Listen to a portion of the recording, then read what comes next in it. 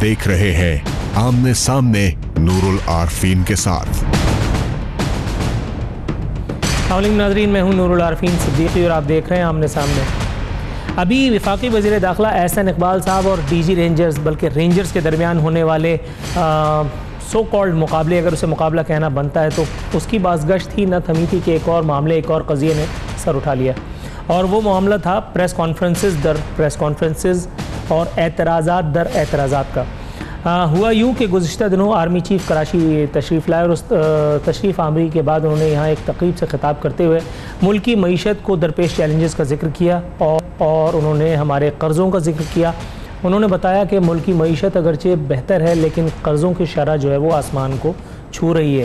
उन्होंने इसी हवाले से अपनी कुछ तजावीज़ भी दी, लेकिन उस वक्त उनको, मुझे नहीं लगता कि किसी और को भी गुमान होगा कि ये बात किसी को बुरी लगने वाली है, लेकिन बहरहाल ऐसा कुछ होना शुरू हो गया था।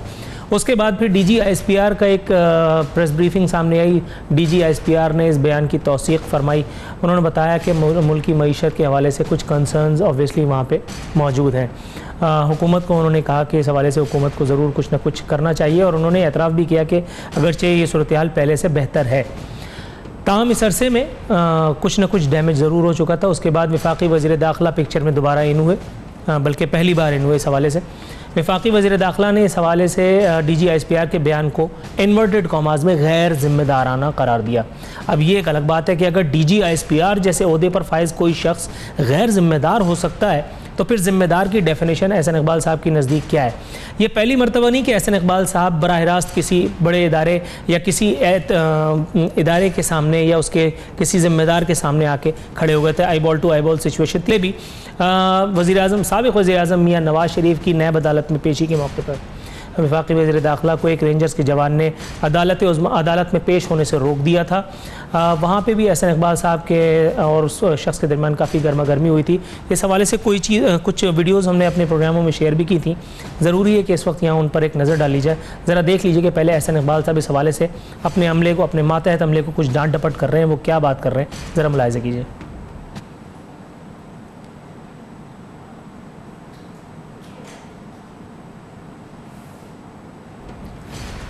लाजिम था कि ये हो, लेकिन बहरहाल एहसन इकबाल साहब के अंदाज से, उनके जेस्चर से आपने समझ लिया होगा कि वो अपने डिस्प्लेजर का इजहार फरमा रहे थे।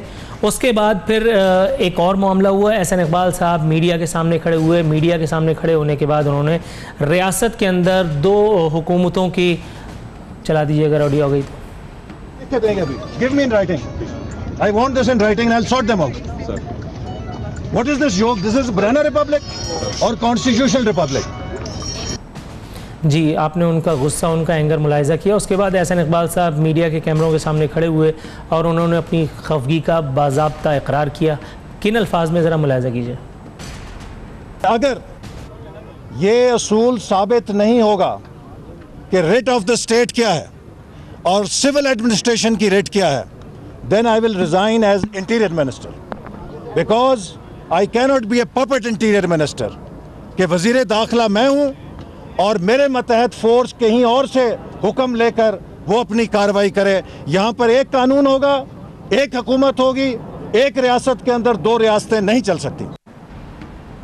जी, आपने मुलाहिज़ा किया कि वज़ीर दाखिला ने अपने इस्तीफ़े की इंडिकेशन भी दे दी थी। ये अलग बात, हुस्न इत्तेफाक या शूमे किस्मत कि एहसन इकबाल साहब इस वक्त तक, जबकि मैं आपसे गुफ्तगू का शर्फ हासिल कर रहा हूँ, वफाकी वज़ीर दाखिला हैं, वो मामला सॉर्ट आउट नहीं हुआ। ज़िम्मेदारान इन्वर्टेड कॉमाज में ने अपना जो है वो ब्लेम कबूल नहीं किया, बल्कि उससे पहले उसके DGISPR साहब ने एक बयान में, बाकायदा एक प्रेस ब्रीफिंग में हमारे मीडिया से बात करते हुए उन्होंने कहा कि अगर आर्मी चीफ भी एहसन इकबाल साहब की जगह पे होते और उनके पास भी कार्ड ना होता, मफहूम बता रहा हूँ मैं, तो आर्मी चीफ को भी वो जवान रोक देता। और उन्होंने कहा कि इस जवान की मेदसराई करनी चाहिए, उसकी सताइश करनी चाहिए, उसके जज्बे की, उसकी प्रोफेशनलिज्म की, ना कि उसको हदफ तनकीद बनाना।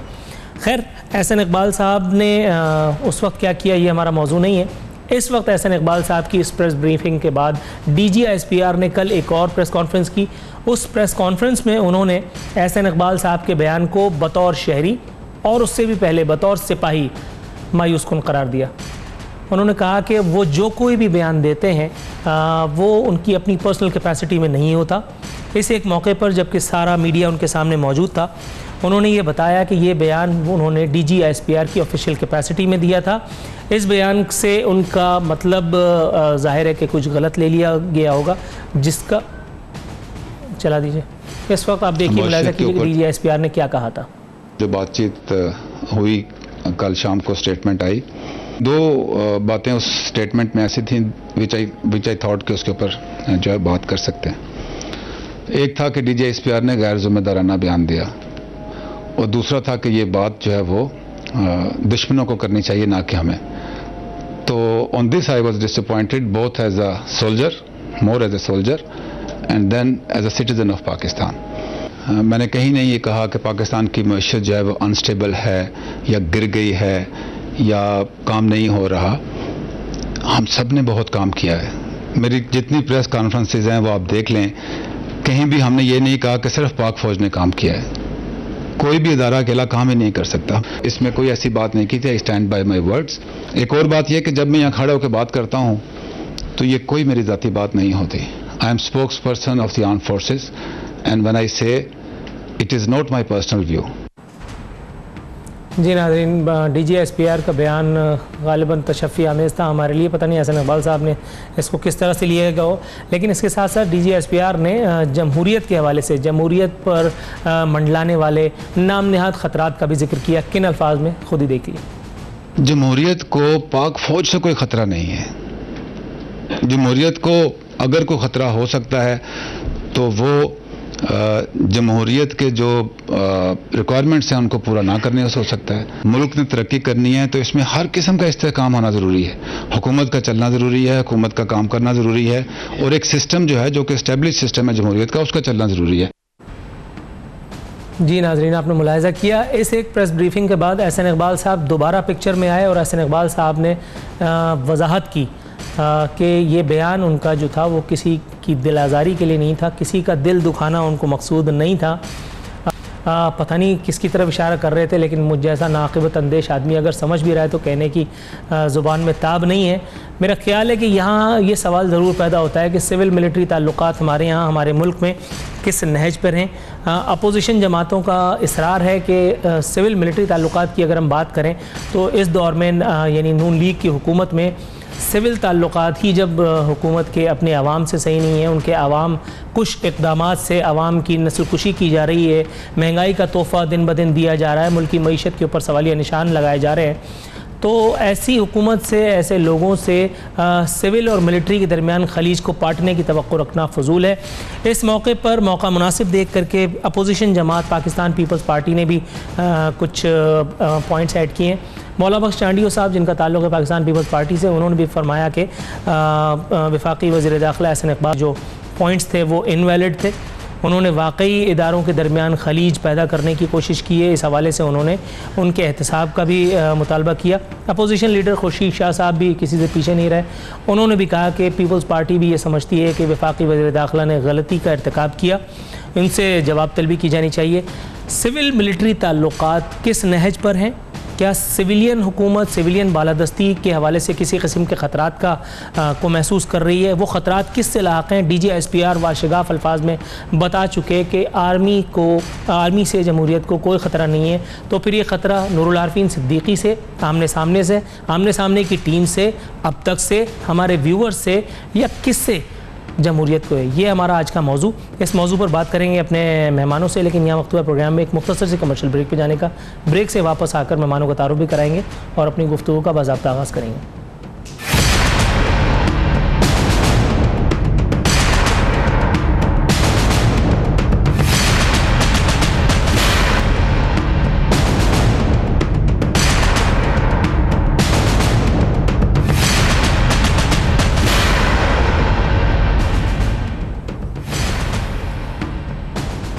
वेलकम बैक नाजरीन। हमें ज्वाइन किया है पाकिस्तान मुस्लिम लीग नून के तर्जुमान जावेद अब्बासी साहब ने, सेनेटर जावेद अब्बासी साहब ने, रादर शाहिद लतीफ़ साहब मारूफ दिफाई तज्ज़ियाकार भी हमें ज्वाइन कर रहे हैं। दोनों मेहमानों को अपने प्रोग्राम में खुशामदीद कहूँगा।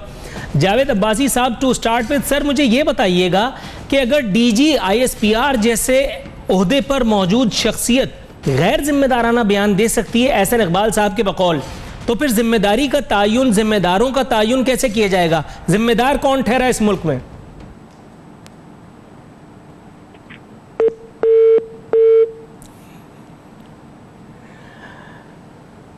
ठीक है, सवाल में असर कुछ ज़्यादा था। शाहिद लतीफ़ साहब, सर मैं आपकी तरफ जाऊंगा। ये मुझे बताइएगा, सिविल मिलिट्री ताल्लुकात की तरफ हम बात कर रहे हैं, ये मुझे बताइएगा कि अचानक कुछ लोगों को ऐसा लगने लगा है कि आर्मी ने इंटरवेंशन करने की कोशिश की है।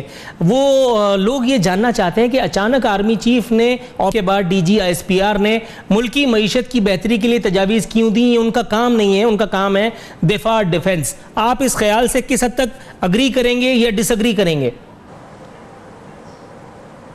देखें, पहली बात तो ये है कि DG ISPR बीच में कहाँ से आ गए। ये मामला तो शुरू हुआ था आर्मी चीफ का एक सेमिनार में अपीयर होना, और उन्हें मेहमान के तौर पे वहाँ बुलाया गया था, और वहाँ जो सब्जेक्ट था वो था interplay between security and economy.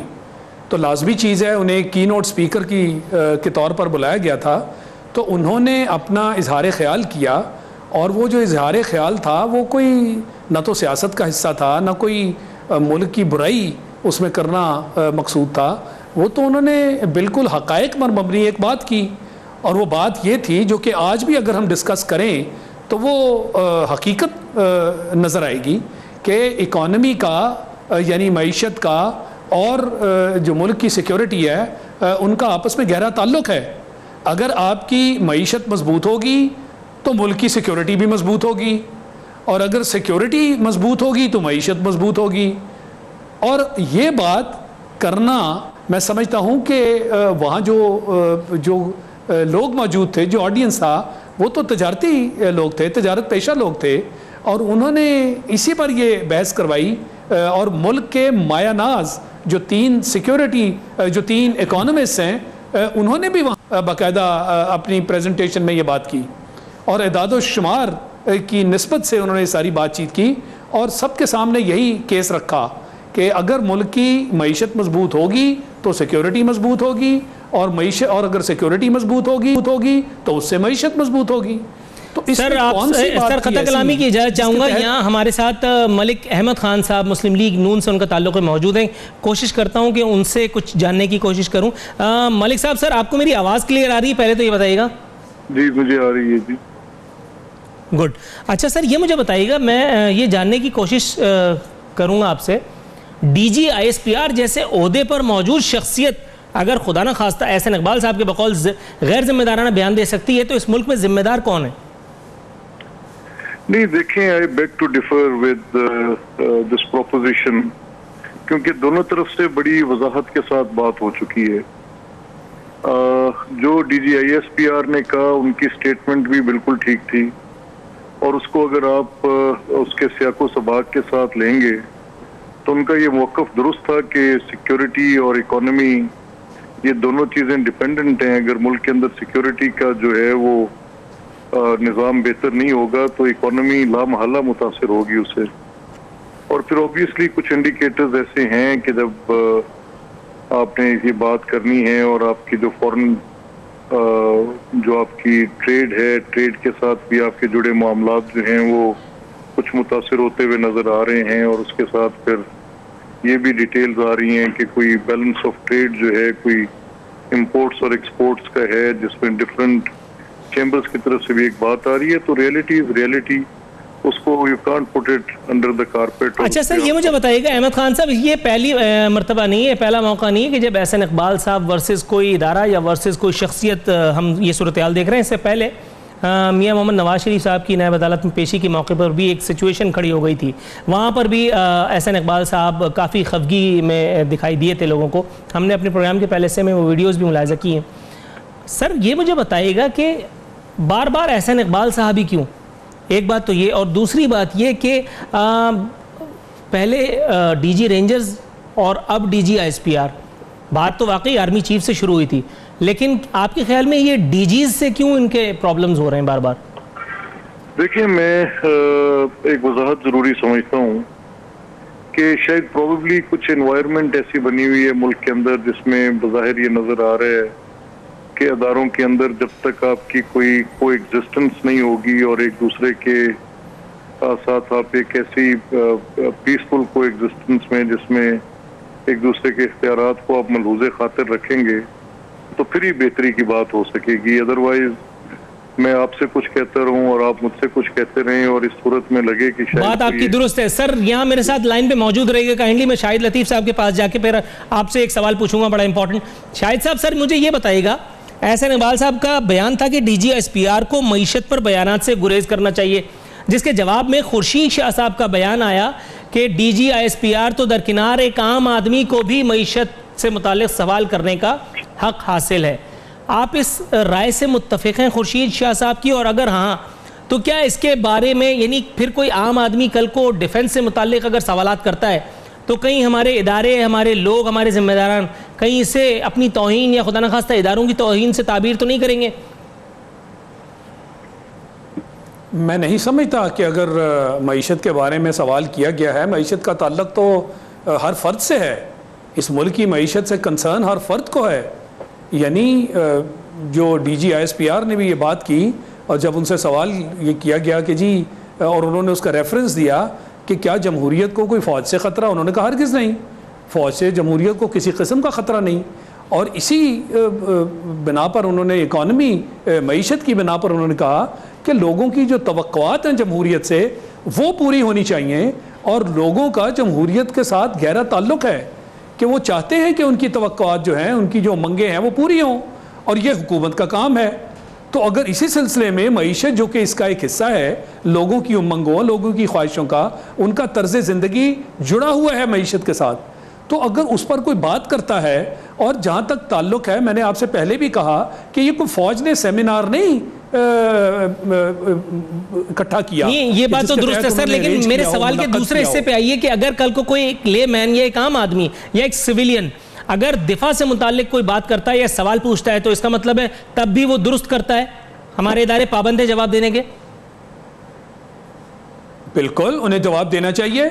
दिफा का ताल्लुक जो है, सिक्योरिटी जो है, वो भी हर आदमी का हक है उसके बारे में पूछना और उसके बारे में सेटिस्फाई होना, उसको मुतमईन करना होगा। दिफा के बारे में लोगों को बताना होगा कि दिफा जो है इस मुल्क का वो कैसे किया जा रहा है, और अगर किसी को उसमें कोई सवालिया या निशान है या तहफ़्फ़ुज़ात हैं या ख़दशात हैं तो उन्हें दूर किया जाना चाहिए। और यही ये मकसद था उस दिन भी जो सेमिनार हुआ कि दफ़ा जो है, सिक्योरिटी जो है, उसका ताल्लुक है गहरा मईशत से, और इसी तरह मईशत का ताल्लुक है दिफा से।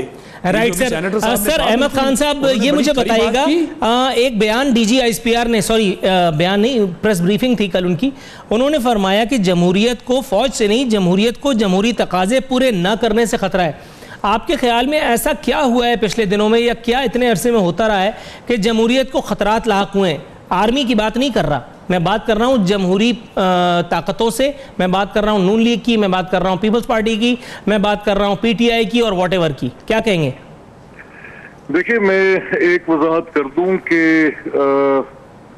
अब इन देयर ओन राइट जो DGSPR ने कहा वो भी अपनी हद तक दुरुस्त बात कर रहे थे, जो उनका पॉइंट ऑफ व्यू था उस पर भी कोई एतराज नहीं होना चाहिए। और जो एहसान इकबाल साहब ने कहा उन्होंने भी अपनी जगह पर जो बात की उनका भी एक पॉइंट ऑफ व्यू था। लेकिन मेरा ये ख्याल है कि इसमें तमाम जिम्मेदारान को जो इतनी सीनियर पोजीशंस पे हैं, कहीं कोई ऐसा इंप्रेशन जो क्रिएट हो रहा है कि ये इंस्टीट्यूशंस जो हैं ये एक दूसरे से थोड़े से मुतसादिम खड़े हैं, तो ये कोई अच्छा फेल नहीं है।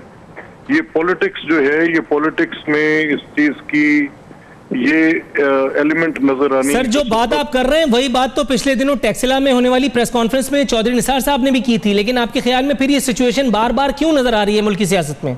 देखिए, मैं जो मैं आपसे कह रहा हूँ, मैं तो बड़ी वजाहत के साथ कह रहा हूँ कि जो रिस्पॉन्सिबल्स हैं, इन तमाम जिम्मेदारान को ख्याल करना चाहिए कि पब्लिक नरेटिव में एहतियात बरतें।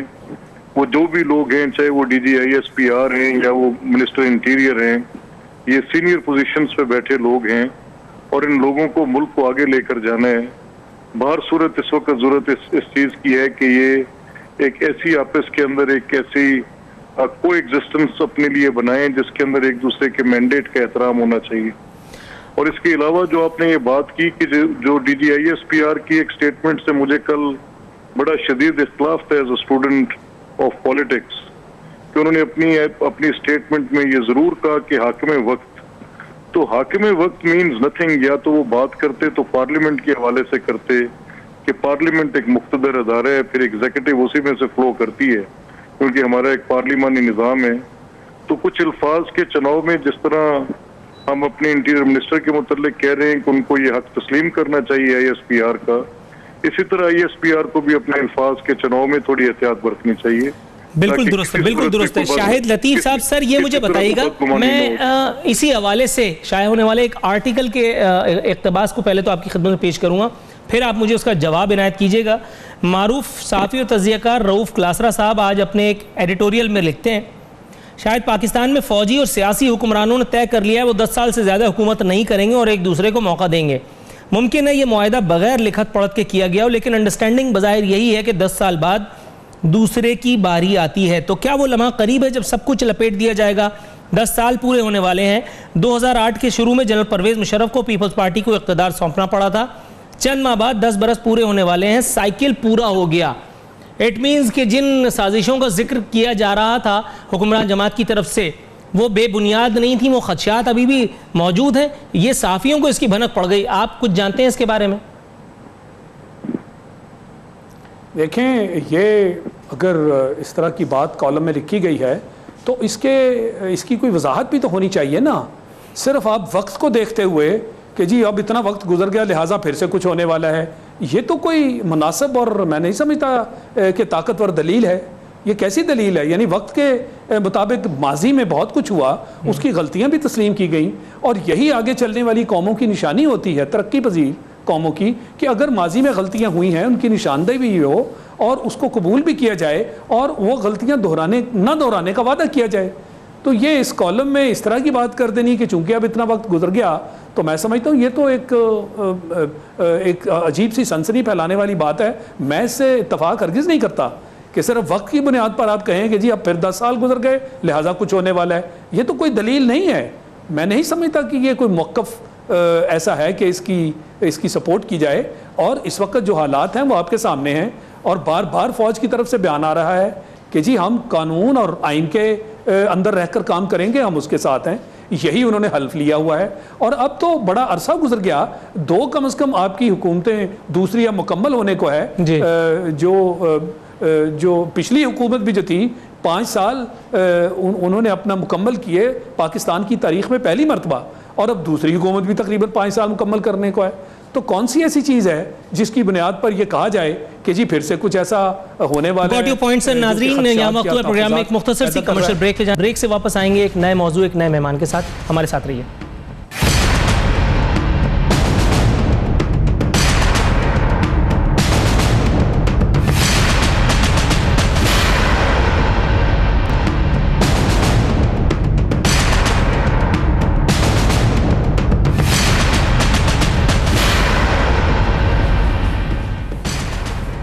वेलकम बैक नाजरीन। प्रोग्राम के इख्तितामी मरहले में बात करेंगे द इकोनॉमिस्ट की एक ऐसी चश्मकुशा रिपोर्ट की जो पॉइंट ऑफ कंसर्न तो है, मेरा ख्याल है मेरे लिए, पता नहीं हुक्मरानों के लिए है, मसीहाओं के लिए है या नहीं है। कराची दुनिया का सबसे गैर महफूज शहर करार। Research and analysis division, economist intelligence unit. अपनी टेलीविज़न स्क्रीन पर पहले आप एक चार्ट मुलाहिज़ा कीजिए जिसमें कराची खैर से 60वें नंबर पर आपको दिखाई देगा। हमसे ऊपर सिर्फ यंगून एक मुल्क है या शहर है, सॉरी एक शहर है जो हमसे बदतर है। बाकी हम अल्हम्दुलिल्लाह सबसे आगे जा रहे हैं। ढाका, जकार्ता सबसे बेहतरीन शहरों में, टोक्यो सबसे पहले है।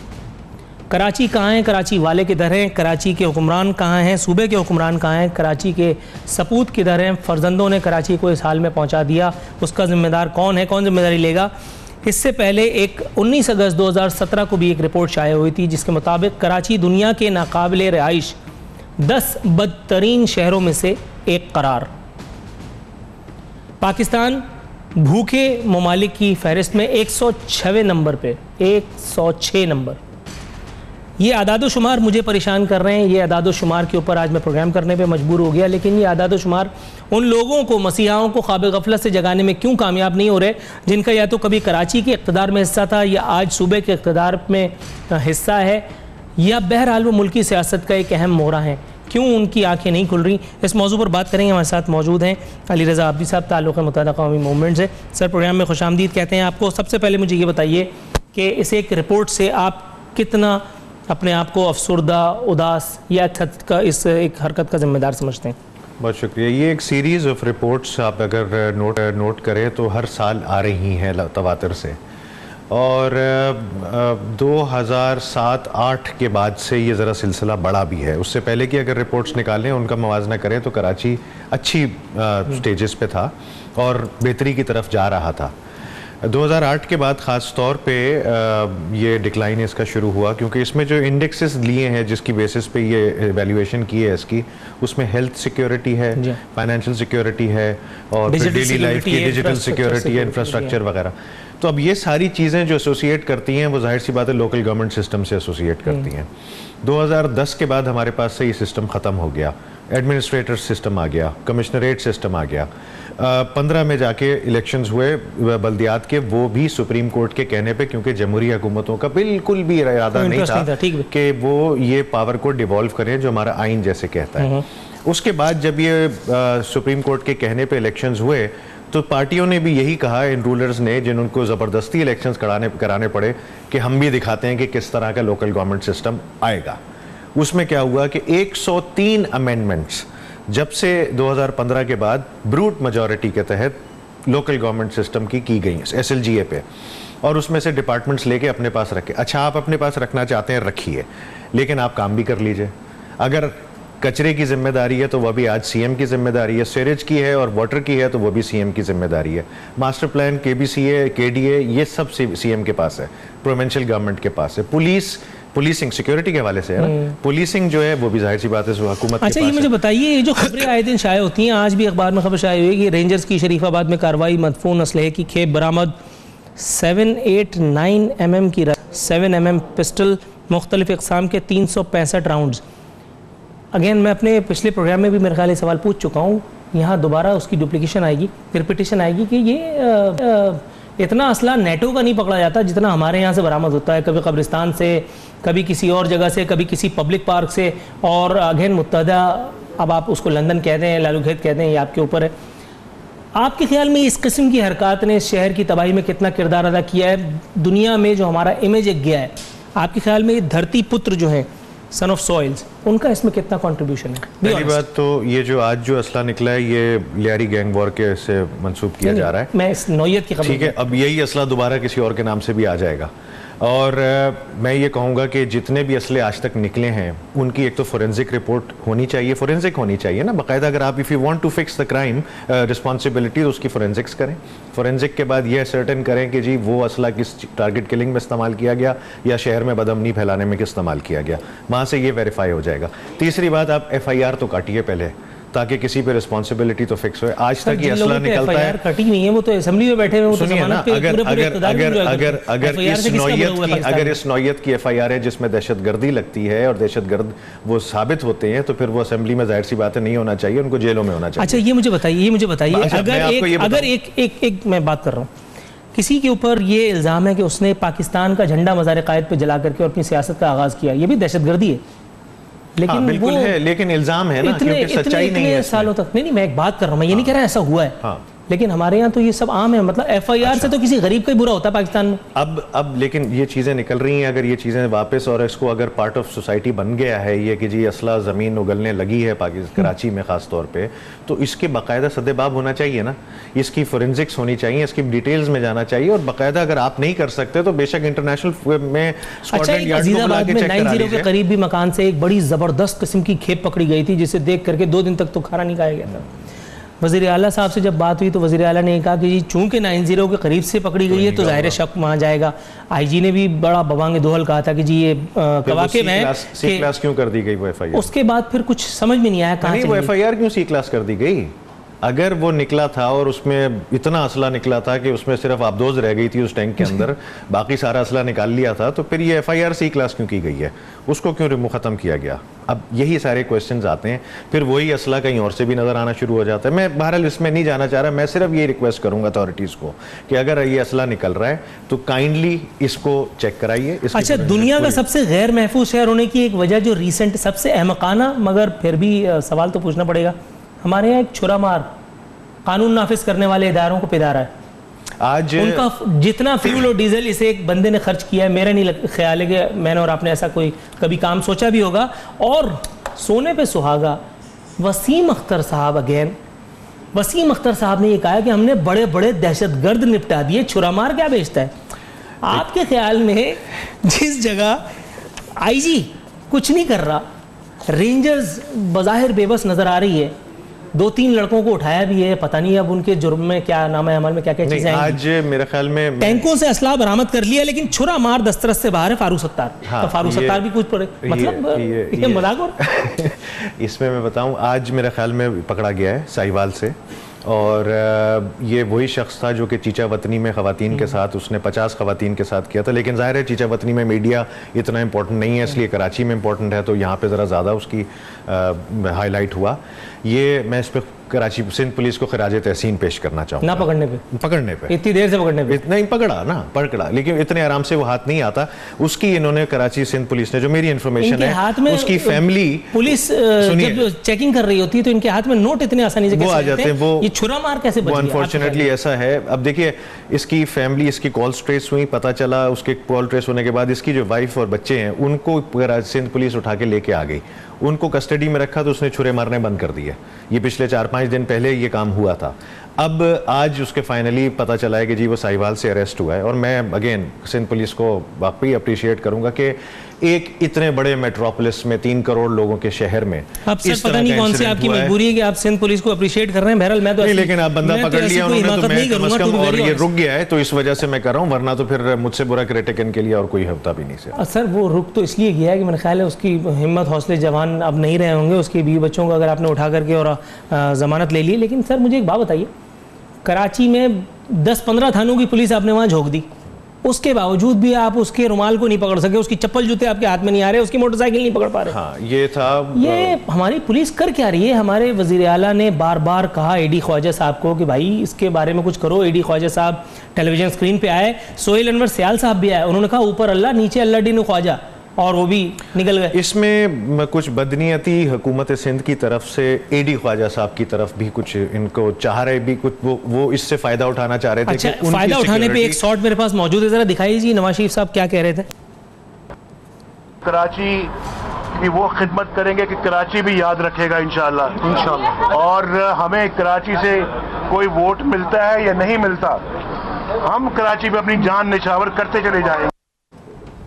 ये मुझे कुछ तंजिया सा बयान लगा, आप इस पे क्या कहेंगे, जरा मुझे बताइए, बहुत पुराना है। अल्लाह अल्लाह करके अभी कुछ इन्होंने कराची की तरफ देखा। जब हमने शायद खाकान अब्बासी साहब को वोट दिया तो उस वक्त इनसे बात हुई कि यार कुछ कराची की तरफ आप दे दीजिए, अपने पूरे पाकिस्तान में करोड़ों अरबों रुपए लगा दिए, कराची का भी हक है, जाहिर सी बात है, यहीं से आप रेवेन्यू जनरेट करते हैं, जिसके बेसिस पे आप आगे पैसे खर्चा करते हैं।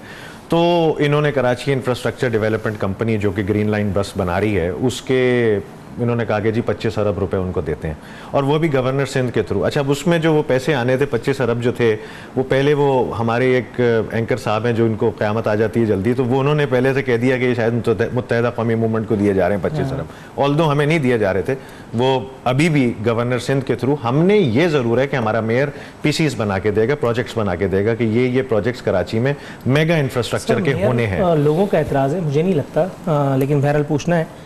लोगों को लगता है मेयर सिर्फ बातें बनाता है, पीसीज नहीं बनाता, मंसूबे नहीं बनाता। नहीं, कभी बहरिया टाउन के बारे में अनाप शनाप कभी उनके साथ बैठ करके मुआहदा दस्तखत हो। अब मैं आपको बताऊं, हमारा जो MNAs MPS का सस्टेनेबल डेवलपमेंट गोल्स के तहत 10-10 करोड़ रुपया आना है, ठीक है, सिंध गवर्नमेंट की तरफ से।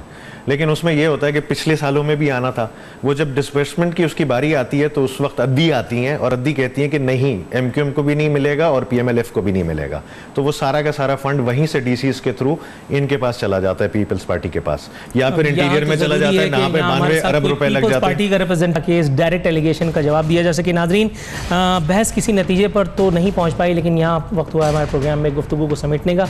नूरुल आरफीन सिद्दीकी और आमने सामने की टीम को इजाज़त दीजिए। फ़ी अमान अल्लाह।